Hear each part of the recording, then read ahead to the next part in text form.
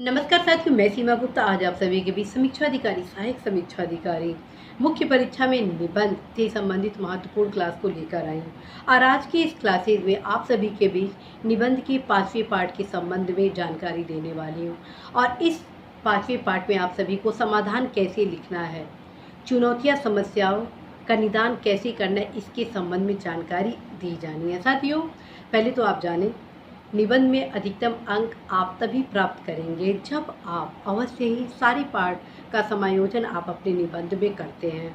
और साथियों, ये जो पार्ट होता है अर्थात समाधान पार्ट होता है, ये बहुत मायने रखता है अधिकतम अंक प्राप्त करने के लिए। क्यों?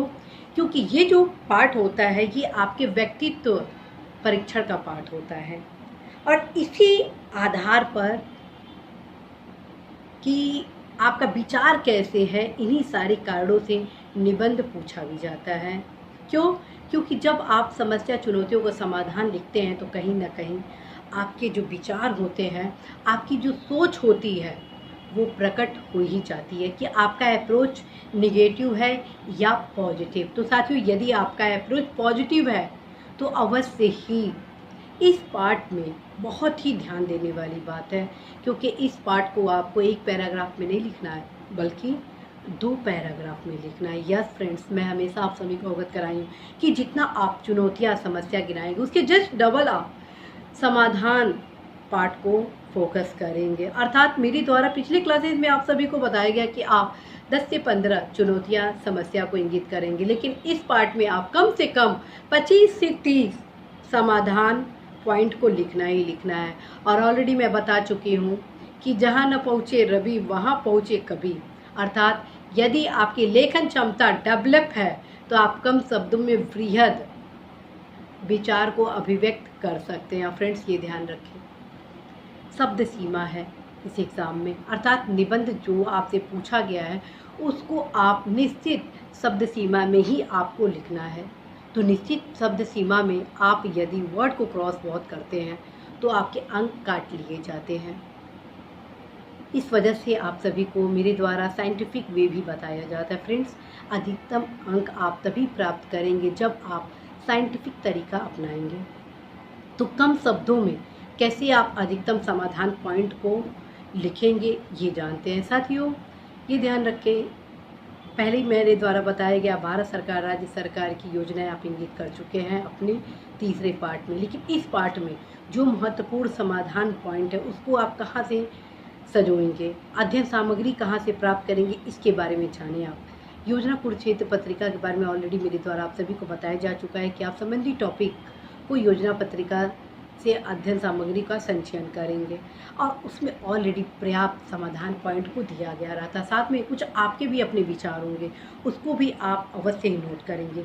और नोट कैसे बनाएं इसके संबंध में ऑलरेडी मेरे द्वारा पूर्व में क्लासेस लिए जा चुके बावजूद आगामी कुछ महत्वपूर्ण क्लासेस जो आप सभी के बीच लाए जा रहे हैं उसमें फिर से नोट्स बनाने की महत्वपूर्ण कला को भी बताया जाएगा। तो फ्रेंड्स, ये ध्यान रखें, समाधान पॉइंट को भी आप कॉमा के माध्यम से ही लिखेंगे, लेकिन इसमें थोड़ा सा विश्लेषणात्मक आयाम भी शामिल करेंगे। अर्थात 3 से 4 समाधान करने पॉइंट लिखने के साथ जो कि कॉमा के माध्यम से लिखना, एक समाधान पॉइंट अवश्य विश्लेषित करेंगे। ठीक है, फिर आप 2 से 3 समाधान पॉइंट को लिखिए कॉमा के माध्यम से, फिर एक समाधान पॉइंट को अवश्य विश्लेषित करें, क्योंकि आपके पास 2 पैराग्राफ है और इस 2 पैराग्राफ में आप बेहतर ढंग से इस पैराग्राफ का समायोजन कर सकते हैं, इस पार्ट का समायोजन कर सकते हैं और अवश्य ही अधिकतम अंक भी आप प्राप्त करेंगे ही करेंगे। तो फ्रेंड्स, अवश्य ही इस रूल एंड रेगुलेशन को इम्प्लीमेंट करेंगे और ये तभी मुमकिन है जब आप हर सप्ताह एक टॉपिक की तैयारी करें। फ्रेंड्स, मैं ये नहीं कह रही हूँ कि आप प्रत्येक दिन निबंध को 1 से 2 घंटा पढ़ें, लेकिन अनिवार्य रूप से कहूँगी कि अधिकतम अंक प्राप्त करना है तो सप्ताह में 2 घंटा निबंध की तैयारी करनी होगी। ठीक है, अनिवार्य रूप से सप्ताह में 2 घंटा आपको निबंध की तैयारी करनी ही होगी।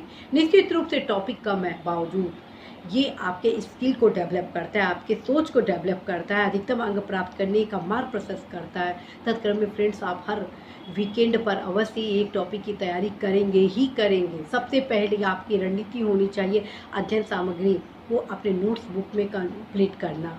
ठीक, योजना संबंधित टॉपिक की योजना को एक बार जरूर पढ़ लीजिए, बल्कि मैं तो कहूँगी 2 बार रिवीजन कर लीजिए, ताकि जो आपका कॉन्सेप्ट हो संबंधित टॉपिक का वो टोटल खुल जाए। ठीक है। साथ ही साथ जितने प्रीवियस ईयर की संबंधित टॉपिक के क्वेश्चन आए होंगे अर्थात ऐसे आए होंगे, उसको एक बार ज़रूर देखिए और हर 2 से 3 मिनट में ये सोचिए कि संबंधित टॉपिक को कैसे लिखा जा सकता है। इस प्रकार से आपका जो थिंक टैंक है वो और स्ट्रांग होगा। आपका ब्रॉड कॉन्सेप्ट की वजह से आप बेहतर ऐसी राइटिंग कर सकते हैं। तो फ्रेंड्स, इस क्रिया को ज़रूर अपनाइएगा। जब इन सारी क्रिया को अपनाइएगा तो अवश्य ही लास्ट में एक ऐसे को ज़रूर लिखने का प्रयास करिएगा।